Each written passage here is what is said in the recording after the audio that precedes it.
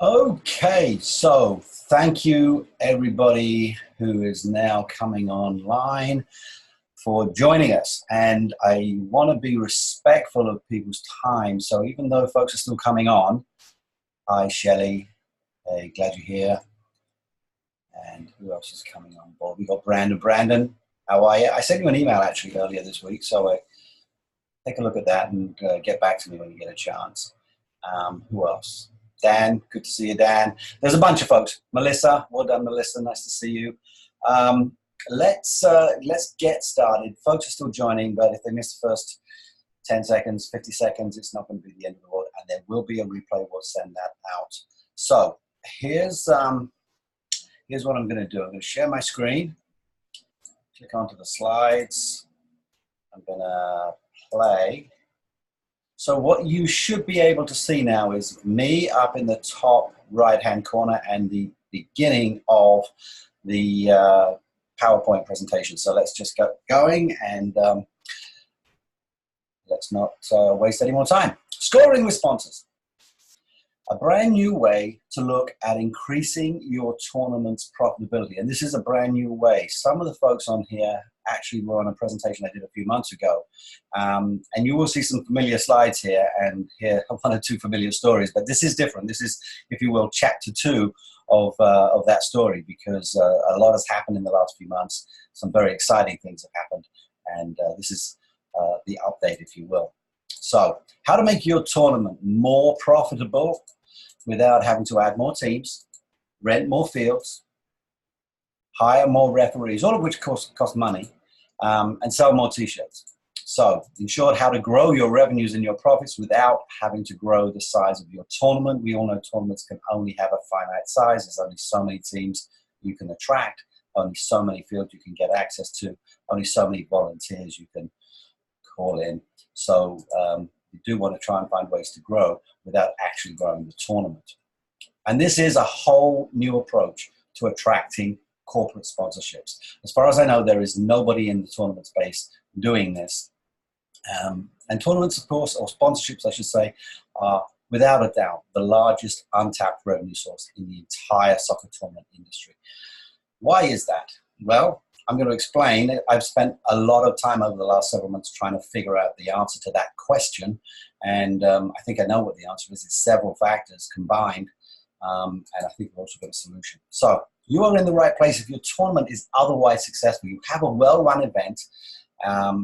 All the boxes have been checked, if you will, except for the last one, the securing of corporate support. You're in the right place if you're frustrated, because you know in your heart of hearts that there's money being left on the table. But you don't have the time or the expertise to go out there and ask for corporate support, and no one on your team does either. You're in the right place if you're a tournament director who already has way too much to do. And the last thing you need is more staff on your to-do list. So you're looking for a solution that isn't going to add items to your own already busy list. And you're in the right place even if you actually have had some success getting sponsors, but you want more, and you're looking for creative ways to get the bigger ones on board so that you can generate more revenue. You are in the wrong place though, and you're welcome to stay. I shouldn't sort of throw you off the webinar, but you're not in the right place, and this is not going to be a good fit for you if you're brand new and you really just don't have a whole lot of teams coming to your event, and frankly you need sponsorships to cover cash shortfalls. We call that the "Where Brokes to Do You Want to Sponsor Us" model. I've been there. I used to sell sponsorships for a cash-strapped semi-pro soccer team on Cape Cod. It's a tough place to be selling sponsorships from. You're in the wrong place if you want all the revenue that comes from corporate support, but all you really want to do by way of servicing those sponsors is stick a logo here and there, put some field signs up, and that's all. That's what sponsorship used to be back in the day, but it's a much, much more sophisticated marketing challenge these days. And you really do need to have the capacity to service sponsor activations. And we'll talk a little bit about what that means later on. But if you've already got way too much to do, if you don't have enough volunteers, this probably isn't going to be a good fit for you. So let's just take a little look into the future of possibilities. What would your tournament look like if every small and medium-sized business in your local community knew about your event, respected it for the marketing opportunities it offers. That's the key here. We're not talking about a few donations here and there. We're talking about marketing opportunities. And if you had local businesses who wanted to pay to be involved with it, find ways to drive people who are coming to your event into their businesses, either during the weekend that your tournament is on or in the subsequent weekends.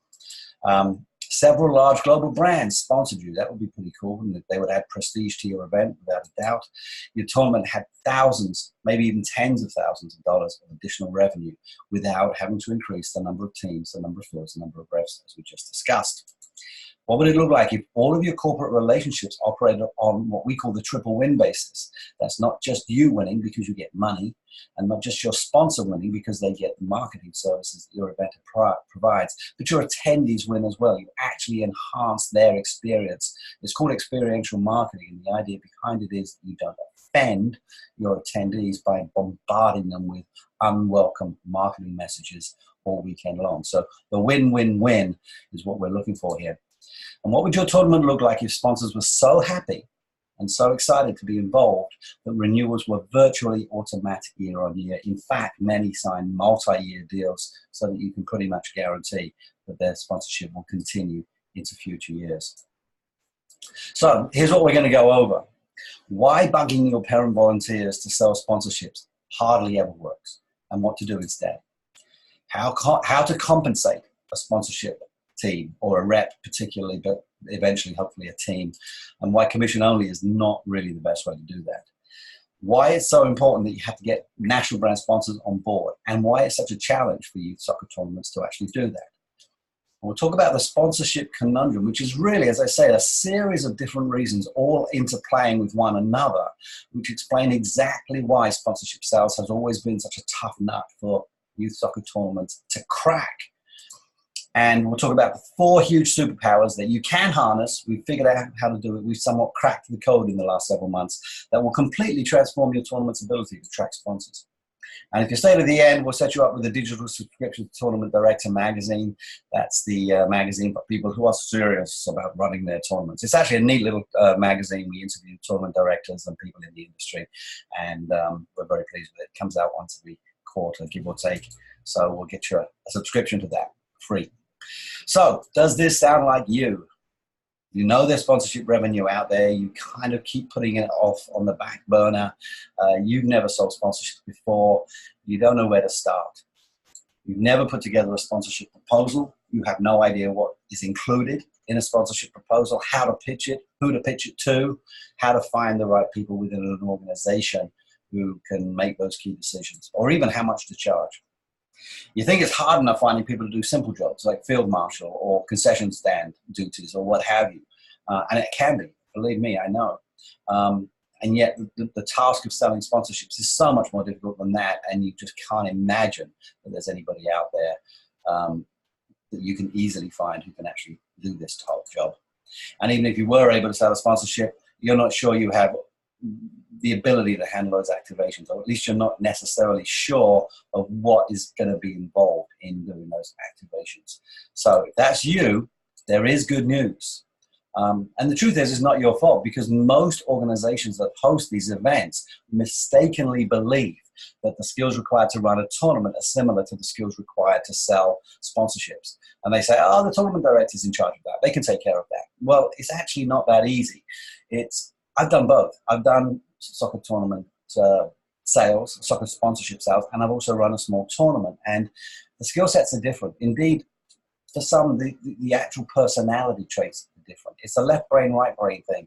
People who run tournaments tend to be sort of checklist type people. They're very good at handling details. They're very good at making sure stuff doesn't slip through the cracks. On the other hand, people who sell sponsorships are big picture thinkers. They're all about the vision and what we could do, and wouldn't it be great, and do you want to be involved? We'll work out the details after you've signed the contract. And that can sometimes lead to a very, very tricky job when you get your tournament director, or you expect your tournament director to go out and put a different hat on, sometimes even a completely different personality, to go and sell sponsorships. And here's the irony. At the very moment that your tournament is going to become attractive to a sponsor, i.e. the time when it's attracting many hundreds of teams and there's a lot of people coming in, and you've got a lot of moving parts in multiple fields, that's exactly the time when you have so much more work because you've got such a big successful tournament that you have even less time than you had before to go out there and sell sponsorships.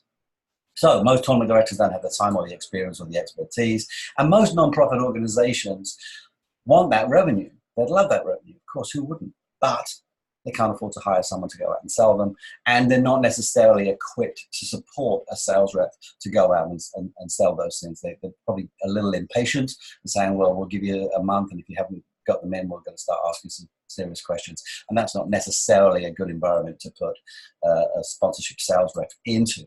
And there's more good news, because it really just takes a small shift in mindset to turn sponsorships into the second largest revenue stream your tournament generates after team registrations.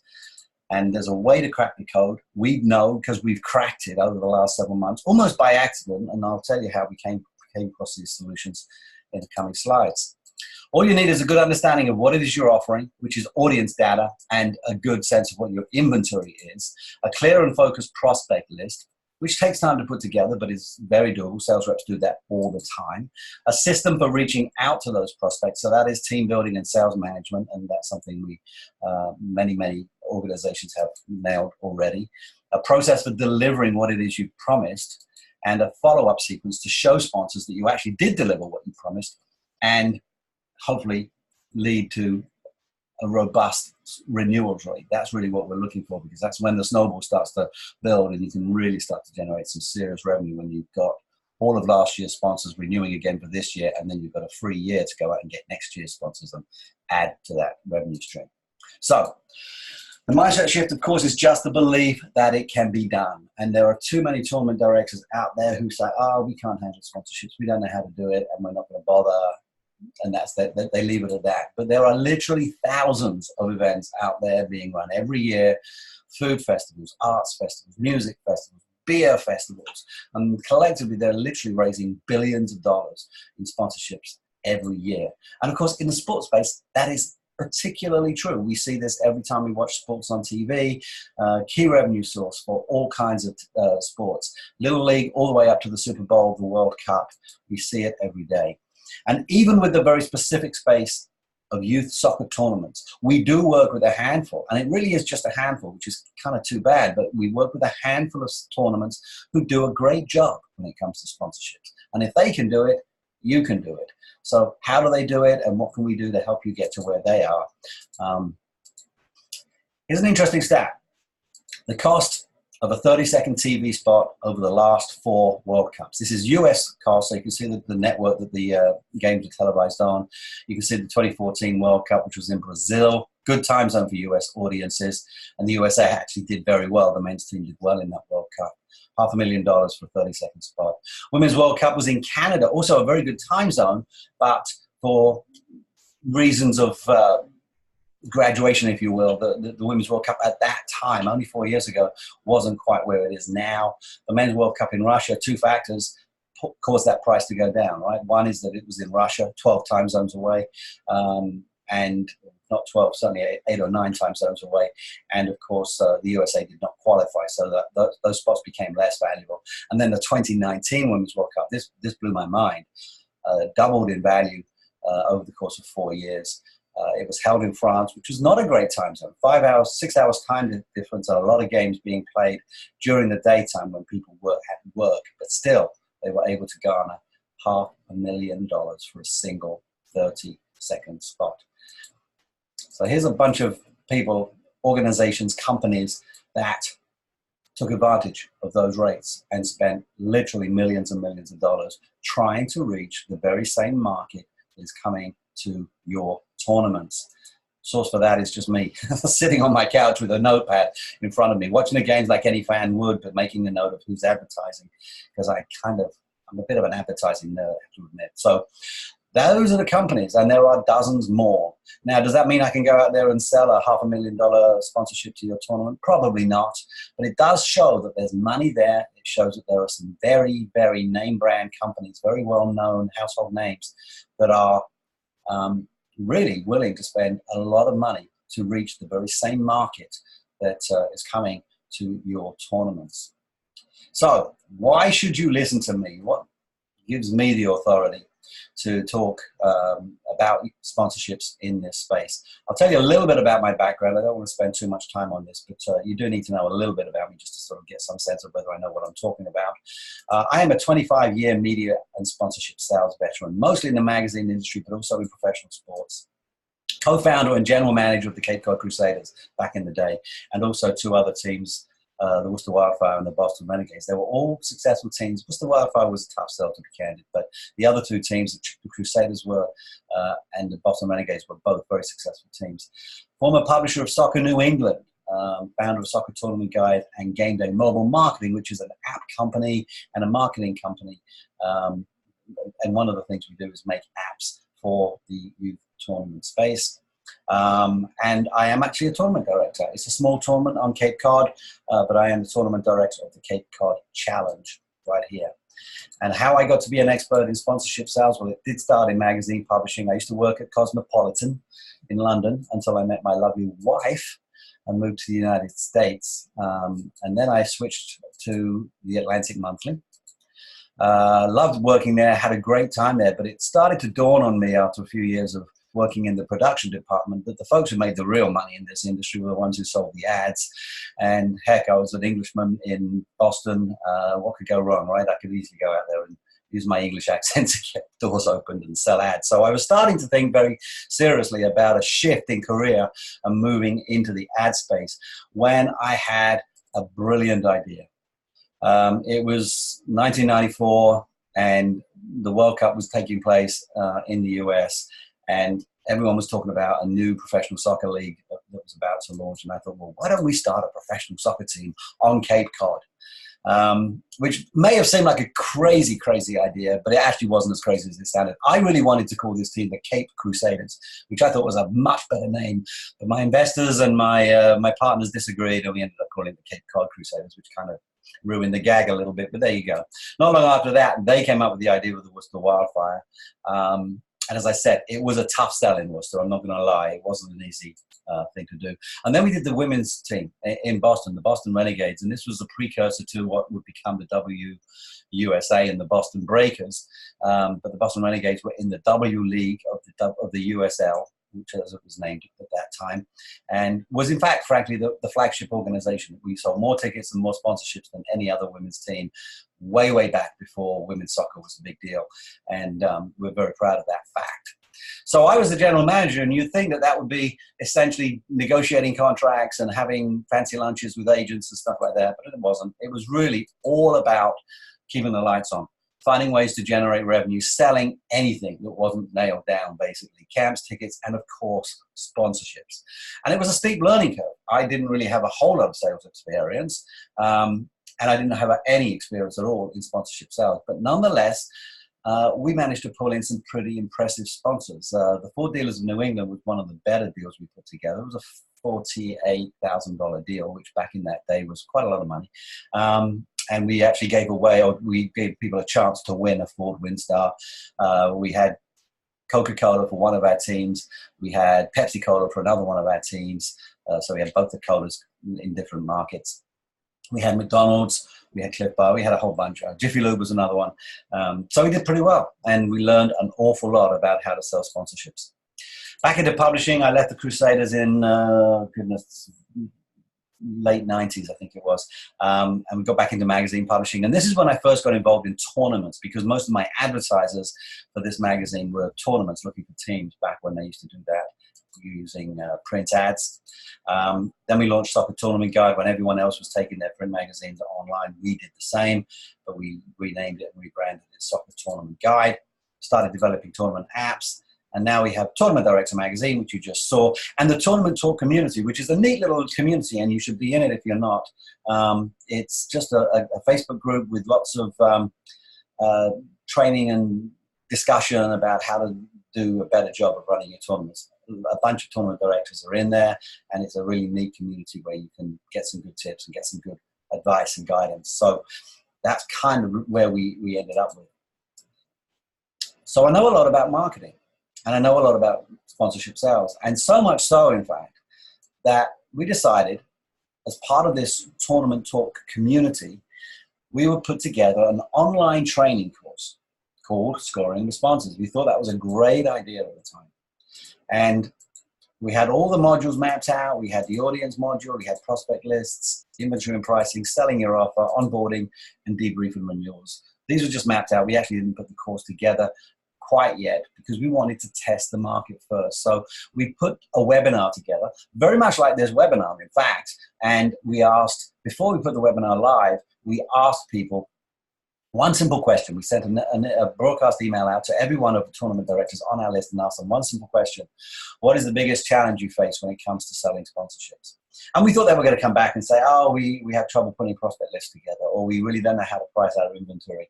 And instead what they did is they all came back almost to a person and said, we don't have anyone with either the time or the expertise or even the inclination. And that's the key word, the inclination to do sponsorship sales. So part of me wanted to slap my forehead and said, oh, goodness, what a waste. I'm trying to put a course together for a bunch of people who don't even want to do this.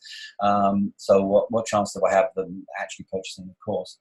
But part of me also had another one of those light bulb moments, because the entrepreneur in me said, well, maybe the market is telling me something. So we put this webinar together just as we originally planned, but we changed one of the slides. And at the very end of the presentation, we said, we're going to offer you two options. We're going to offer you a chance to buy an online course teaching you how to do this. That was the original plan. But just as a trial balloon, and we made it very clear, this is just a trial balloon. We don't even have any idea if this is going to work. But we're going to offer you another option, a done-for-you option. We will actually go out and sell those sponsorships for you if you want us to. And guess what? Within 24 hours, we had 3 clients.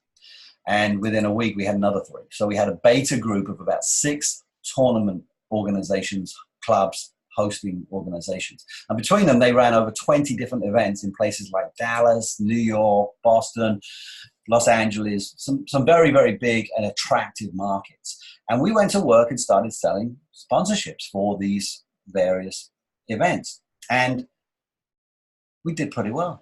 I got to tell you, we've just recently closed a big deal, and that puts us over $150,000 of sponsorships that we've sold.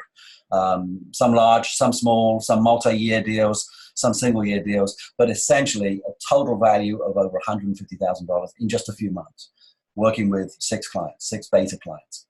So we knew we were onto something. We've proven the concept. We've proven that the market has a crying need, not so much for an online course, although we will do that. There is still some value to that.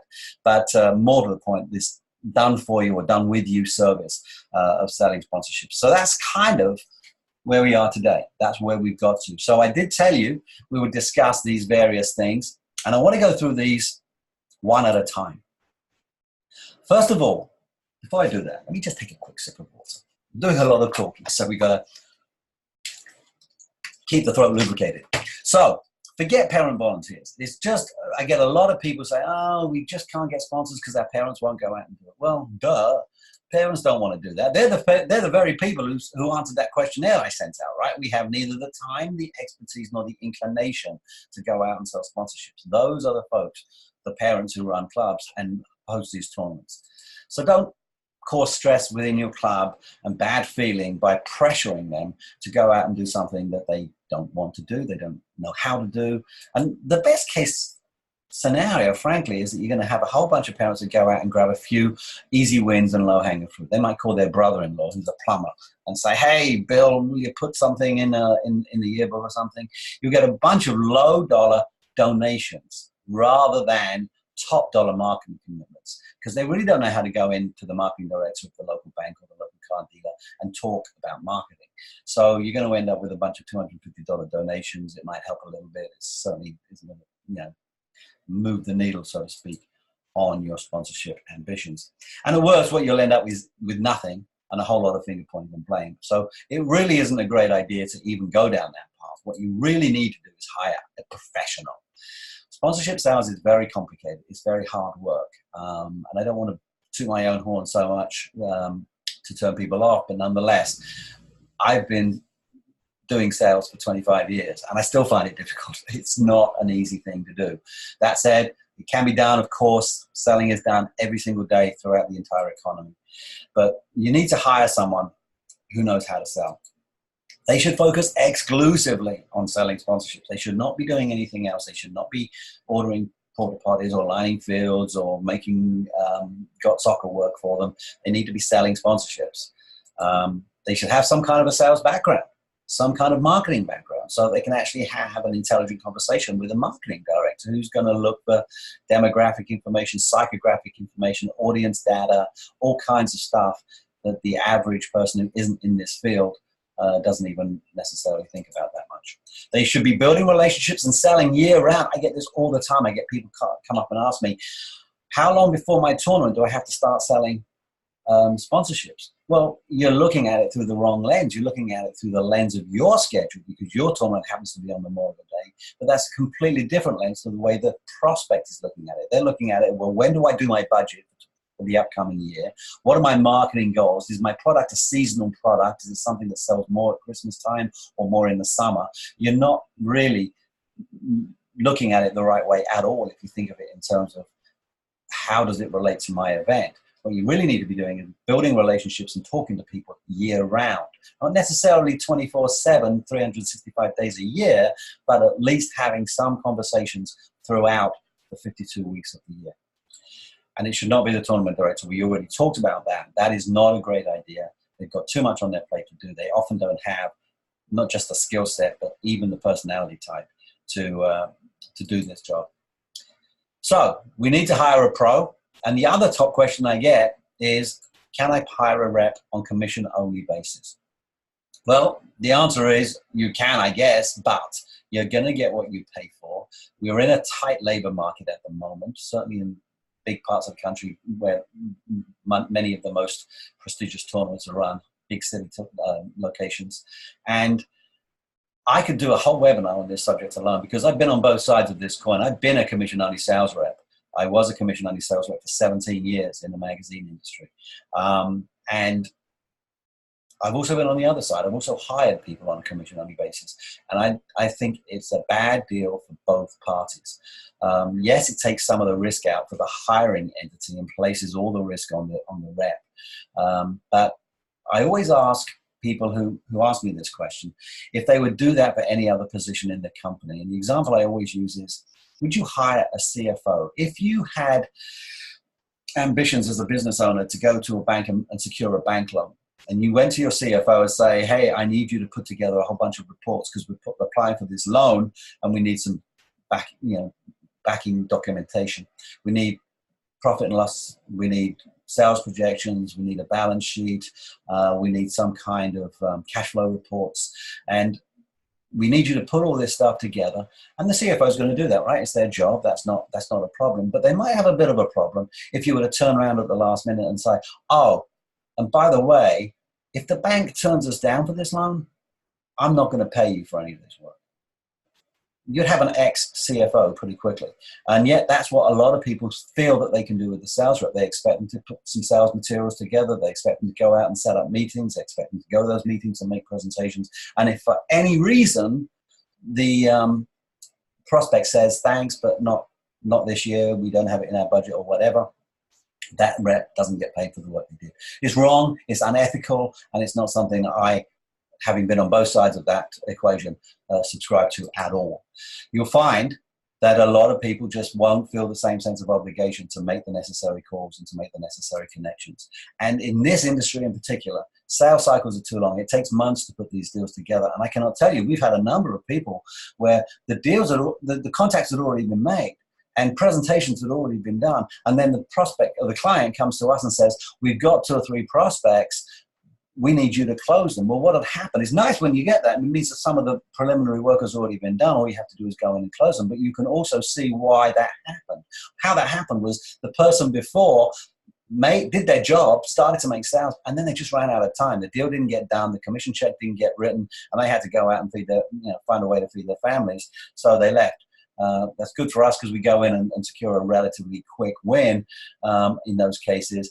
But it does explain what the problem is when you pay people commission only. The only way to go, the only fair way to go, the only sensible way to go is base salary plus commission. I do believe commission is a big part of a sales rep's motivation, and it's appropriate to have commission be part of their compensation package, but it has to have some kind of a base salary behind it. How much should that be? It depends on your market. I know the Boston market because I live here, and I have 2 kids who just graduated college, by the way, in the last couple of years. So let me just tell you a little bit about them.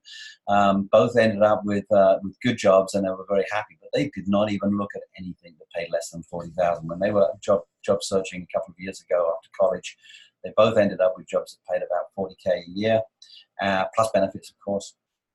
And they both quit their jobs within the first year in order to secure higher paying jobs, and did so without any difficulty whatsoever. So it gives you some sense that that's the going rate in a major market. Now, Boston's a red hot market. It's not typical of the entire country, but we do live in a time of low unemployment. So it does give you some sense. If you're in a smaller market, maybe less, but you're still looking mid 5 figures, that kind of range, somewhere in that sort of 35 to 65 range, depending on where you are. And that's a lot of money for a non-profit organization to come up with. And that might just get you an entry-level person. And I don't have anything against entry-level people. Don't get me wrong. There's a lot of very, very talented young kids. I've mentored a handful of very, very talented young kids who went on to have very successful sales careers. I like to think I had a role in helping them get there, but they do need serious mentoring. You need to have the training in place. You need to have a really, really good sales manager who can hold their hand through some difficult times, help them understand some of the things they're going to have to go through in order to get there. And here's an interesting stat. The average age of a marketing director of a major corporation or the chief marketing officer is 52. So do you really want to send a rookie in to try and pitch that person without anything behind it? There's nothing wrong with sending a young person in to do some of the preliminary work. There's nothing wrong with gradually building them up to make those presentations. But you don't want to send them in naked, so to speak, send them into the lion's den without some serious mentoring and training in place. Let's talk about attracting brand sponsors, national brand sponsors, because that's a really big part of this. There are so many tournaments out there, even if they do a pretty good job of selling sponsorships, they rely solely on their local business community. And just like with the young sales reps, I have nothing against this. This is a very, very good, sound way to go. There is money in your local community, and you should be going out there and securing as much of it as possible. But if you really want to move the needle on sponsorships, you need to be talking to some of the national brand sponsors. Why? Well, it's like that guy back in the 19th century who was asked why he robs banks, right? He said, I rob banks because that's where they keep the money. These people have big budgets, and they can. You talk about those $500,000 30-second TV spots. Well, they have the money, and if you can reach them, and it's challenging to reach them, you can tap into that.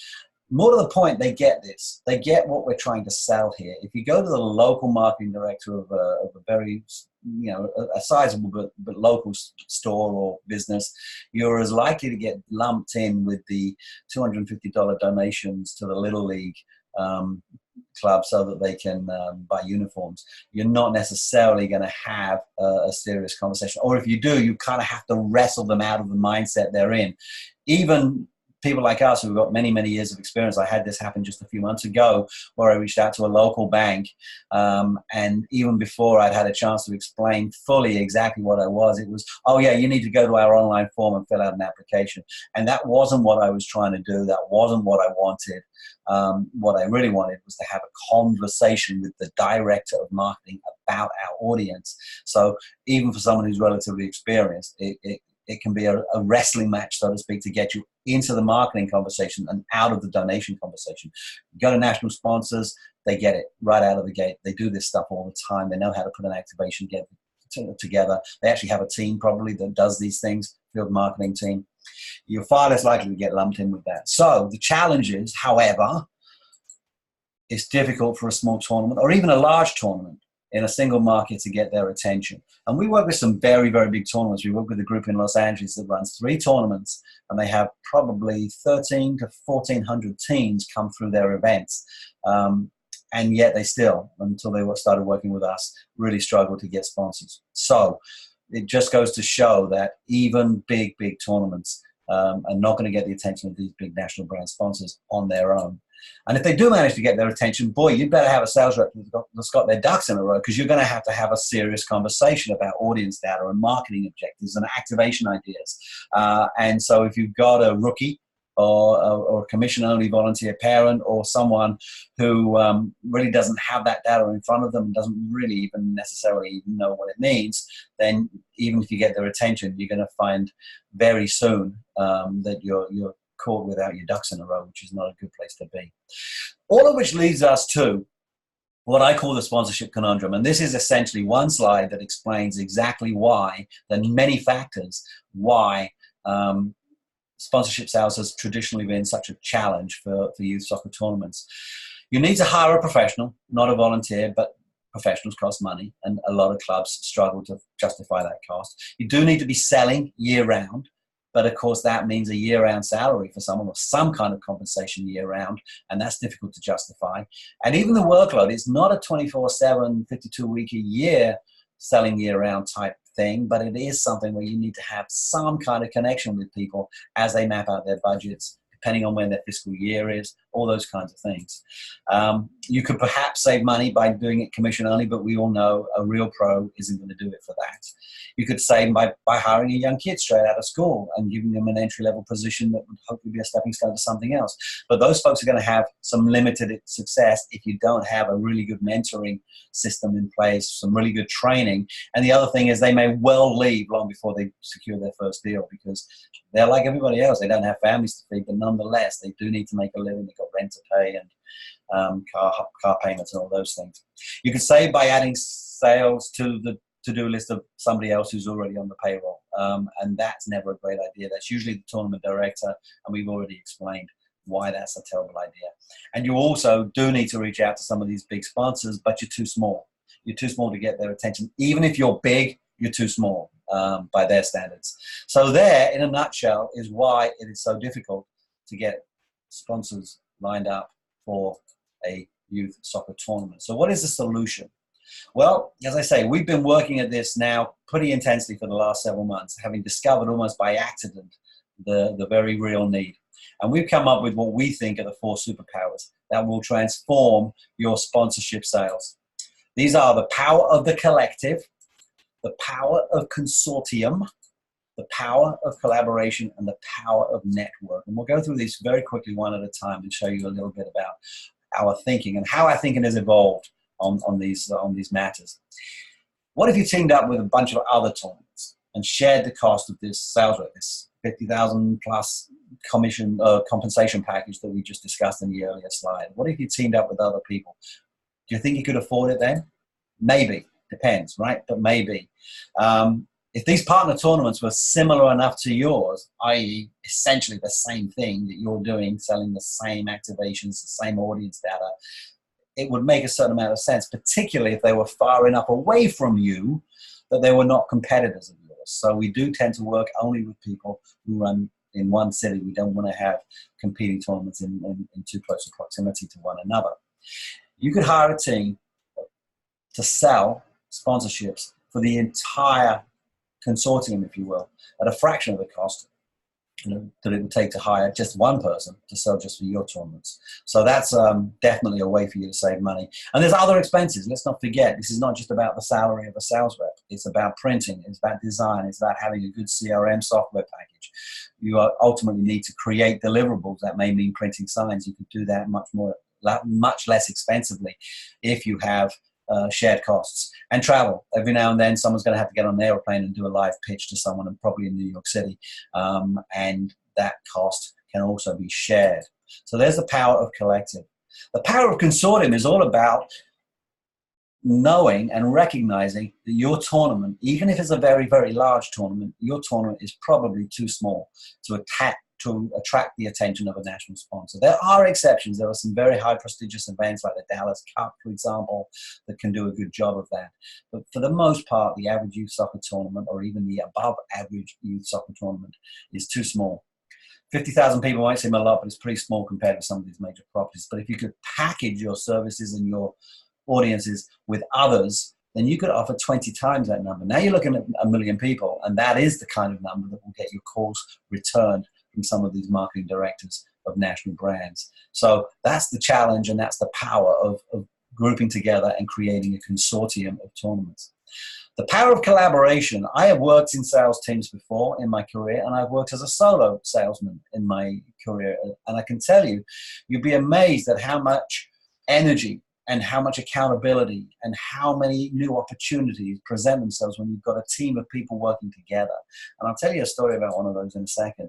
But you could be talking to a sponsor in one market, and they mention that their counterpart in another market may also be interested. I'll tell you an example. This literally happened just the other day. And I was trying to reach out to somebody at Coca-Cola who does the marketing for their lemonade brand. And she said, I see that you're in Boston, which means you should probably reach out to Rebecca. So I can't remember the lady's last name, but she gave me the name of the person I needed to reach out to. Now, I immediately sent back to her and said, yes, I'm in Boston, but the client I'm talking about is in Los Angeles, so I do need to reach out to you. But thanks for Rebecca's name. I definitely am going to reach out to her. So now I've got another name to reach out to with the name of somebody who said I should reach out to them. So I've got a contact point, and that's a really powerful thing. It takes a few dozen of those each week, and all of a sudden you've built a much, much larger network in record time. Here's a great example. An activation idea that one sponsor decides not to do can become a catalyst for something else. Let me just show you, to give you an example. We're working with Topps, the trading card company, and we wanted to try and get them to do an activation at our Los Angeles client tournament, and it's in August. And the Topps guy said, or the agency of the Topps said, yeah, thanks for the offer, but we're not interested, and here's why. We are focusing this particular marketing campaign on the UEFA Champions League, and we really are only interested in reaching out to tournaments that take place between September and May. I said, okay, too bad. It would have been a great activation, but we understand, no problem. Well, guess what? Just a few weeks later, one of our other reps is working with the tournament in Connecticut, a new client that just signed on in Connecticut. And we reached out to them immediately again, one email. It's all it took, one email. Guess what? We're now working with another tournament in Connecticut, just a few miles from the agency's office, the agency that was handling this account, and it's in October. It's a Columbus Day tournament. Do you want to do a Topps activation there? And they said yes, right away. So it's just a very clear indication that when you've got multiple people working multiple accounts all at the same time and regularly communicating with each other through sales meetings and the like, you've got multiple opportunities that sort of come out of nowhere. You think, oh, what a great idea, let's do that. So competition between reps, I've been in that situation, bonuses and all kinds of incentive plans can get everyone to sort of just pull up their socks a little bit more and meet and exceed their goals. It's so much easier when you're part of a team to sort of hit those numbers than it is when you are a solo. Let's talk about the power of a network. When you do this 5 days a week, pretty soon you get to know people. It's just that simple, and everybody in any line of work, that is true. More to the point, they get to know you, and that's critical. The toughest challenge of sales is being that complete stranger, doing a cold call to people who have no idea who you are, no idea why you're calling, although they know you're trying to sell them something, right? No idea who you represent or what it is you're selling. So getting past that is really important, and you build that network so much more quickly, as I just explained, when you are part of a team. The worse than that still, by the way, is spending weeks and weeks and weeks trying to get a call back from someone who then turns out not to be the right person. And this is the absolute curse of sales. And I've had it dozens of times. You look someone up on LinkedIn, it says they're the marketing director, so you spend weeks trying to reach them. Of course, they're busy, it takes weeks, and then they get back to you eventually, or you finally catch them at their desk and they say, well, I'm not really the person. We have a field marketing manager or a brand marketing manager or a general marketing manager or whatever who handles those kinds of things. So then you're back to square one and you spend another 3 weeks trying to reach that person. It's just so much easier when you know who the people are, you know how to reach them, and you know what their hot buttons are. So the power of a network, which again, when you're talking about what we do and how we do it, that network grows exponentially faster. So bottom line is you can solve that sponsorship conundrum by harnessing the 4 superpowers. It's that simple. We've proven it. We found it to be the case in the last several months that we've been doing this. So I'm not sure why you came here today. Maybe you're frustrated. You're leaving a lot of money on the table. You know that. It could be that you know you should be doing more. there's this uneasy feeling in the back of your mind. You keep bringing it up at various board meetings, but it just keeps getting tabled because you don't really know the solutions. Maybe you're actually thinking of hiring someone. Maybe that is the answer. But you're starting to look at the challenges, the costs of doing that. You need some guidance. Or maybe you have already gone through all the same processes that we've gone through and identified the dilemma, and you figured that it's essentially a Gordian knot that you cannot untie, and you're looking for solutions to that. And if that's the case, you're clearly serious about sponsorships, we might be able to help. We're expanding. Having proven the concept in the last several months, we're expanding our consortium and looking to work with more tournaments than the 20 or so that we currently represent. And we're looking to expand our own sales team and really step this into overdrive in 2020. So for a limited time, and I'll explain in a slide or two why it has to be a limited time, we're opening up slots for certain tournaments. And I'll also explain that in a slide or two, what kind of tournaments are going to be a good fit for this. We're looking for tournaments to join our growing consortium. And if your tournament is a good fit, we could sell those sponsorships for you. We could do your audience surveys. We could put together all your sales materials. We could set up your social media accounts if you don't already have them. We could put together your prospect list. We'll need a lot of help from you on that. Build an app if you need one. Build a yearbook. We have worked with some clients who still print yearbooks and make a ton of money from doing it. So that's one possibility. We'll make the calls. We'll build the relationships. We'll set up the meetings. These will mostly be online, but as I said earlier, I'm not against hopping on an airplane once in a while and doing some live presentations. Done plenty of them in my career. We can put together the proposals, draw up the agreements, take care of the invoicing, take care of the onboarding. Work with your designated point person on your deliverables. You're going to have someone at your end who can handle the details. And we'll also work with that same person on debrief reports. So in short, we're going to set up an entire sponsorship program with you. And I say with you, it's not a done-for-you program. We originally built it as that, but experience has taught us that it needs to be a done-with-you program. You are going to have to be involved. What does that mean? It's going to have to be a partnership, preferably a long-term partnership. The agreement you can get out of any time if you're not happy, but we are not interested in working with someone who calls us up 3 months before the event, says, hey, go out there and bang the bushes for 90 days, see what you come up with, and we're going to let you go the day after the tournament's over. That's not how this gets done. It's not how you have success. So it's going to have to be a partnership. You are going to have to be our eyes and ears in the local market because we're not there. So if you're driving down the expressway and you see a big billboard and it's from a local hospital and it's promoting the orthopedics or the sports medicine department, you need to snap that and send it to us. And you also need to work with us very closely and with your parents and with all the constituents in your organization to come up with a local prospect list. It's great to come up with a bunch of company names, and that's certainly a good starting point. And we can use LinkedIn and Google with the rest of them.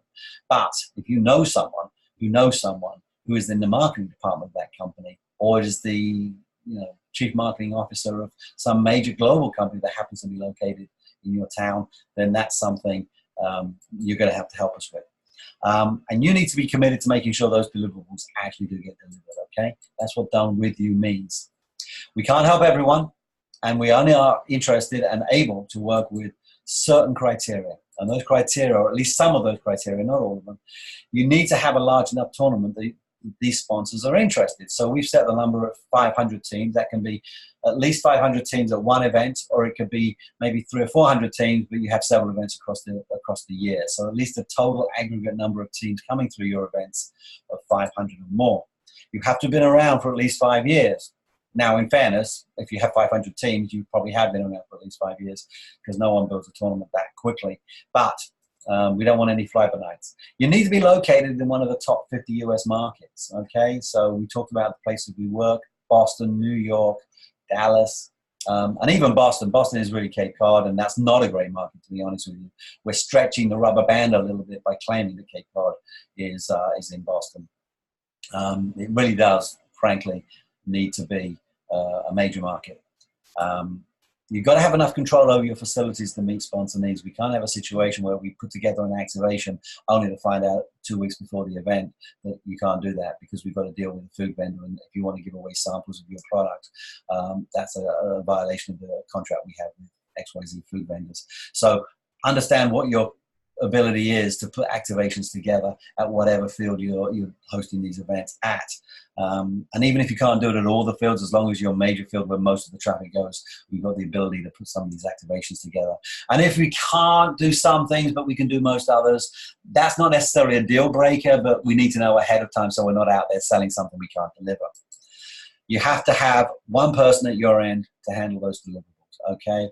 And it shouldn't be the tournament director. You've got to be able to basically assign someone who is in charge, who's in our point person. Now, many of the companies we're going to be dealing with know how to put an activation together. They, in fact, have teams of field marketers who do this stuff day in and day out. So you don't have to do everything, but you have to be the point person. So when they show up with a tent or a trailer or some kind of thing, they know who to reach out to. If they need power or water or something, someone takes care of it and makes sure they've got what they need to run their activation.